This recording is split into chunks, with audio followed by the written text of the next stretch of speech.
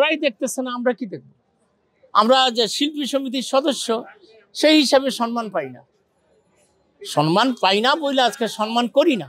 ব্যক্তিগতভাবে আমার প্রথম ছবির নায়ক উনি, আমি রিমেক করেছিলাম নবাব সিরাজউদ্দৌলা, কবির আঙ্কেলকে নিয়েছিলাম আর কি। তো 1989-এ রোজার ঈদের রিলিজ ছিল ছবিটা। তো স্মৃতির কোনো শেষ নাই, একটাই বলবো যে উনি ন্যাশনাল অ্যাওয়ার্ড পেয়েছিলেন অভিনয় করে একটা ছবিতে, ছবিটার নাম বড় ভালো লোক ছিল। উনি অ্যাবসলিউটলি তাই, উনি ফিল্মের অনেক এদিক ওদিক প্রবলেমস আছে, দুষ্টামি আছে, এগুলির ভিতরে উনি ছিলেন। হ্যাঁ, উনি আমার অভিভাবক ছিলেন। আমি একটু আগেও বলতেছিলাম যে বাবার কথা শুনতাম না, ওনার কথা শুনতাম।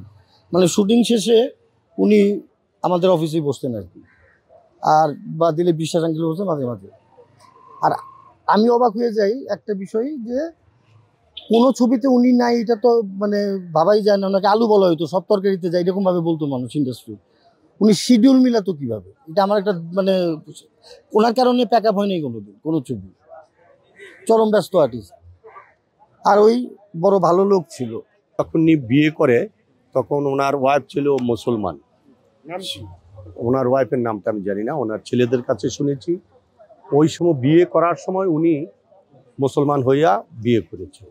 মুসলমান হওয়ার পরে ওনার নাম লিখেছে হাসান ইমাম। কবিরদা ওই নামটা ওনার হাসান ইমাম বলে রাখা হয়েছে। এবং উনি অনেক গুণী মানুষ ছিল, ভালো মানুষ ছিল, অত্যন্ত ভালো মানুষ ছিলেন। ওনার মতো মানুষ বাংলাদেশে ফিল্ম জগতে আর নেই। ফিল্ম ইন্ডাস্ট্রিতে উনি অত্যন্ত গুণী মানুষ ছিল, গুণী অভিনেতা ছিল। ওনার অভিনয় দেখে যে মুগ্ধ হয়নি বাংলাদেশের মানুষ, এটা কম।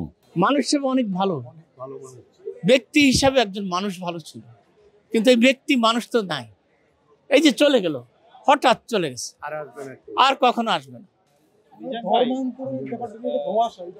ধোঁয়াশা কেটে গেছে, নাম হিন্দু থেকে মুসলমান হয়েছে, এই ব্যাপারটা নাম এখানে ইয়ে হয়েছে। হাসান ইমাম অনেক ভালো হয়েছে, নামটা তো উল্লেখ করছে।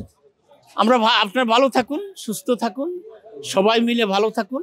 এই মানুষগুলো বারবার আমাদের অনেকেই চলে যাবে, আমাদের পৃথিবীতে আর বেশি দিন কেউ থাকে না, সব চলে যায়।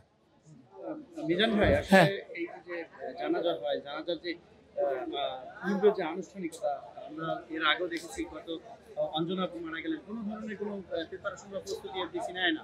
তো এই বিষয়টা আপনি অনেকেই কলা কৌশলে আসে, এই বিষয়টা কোনভাবে দেখেন?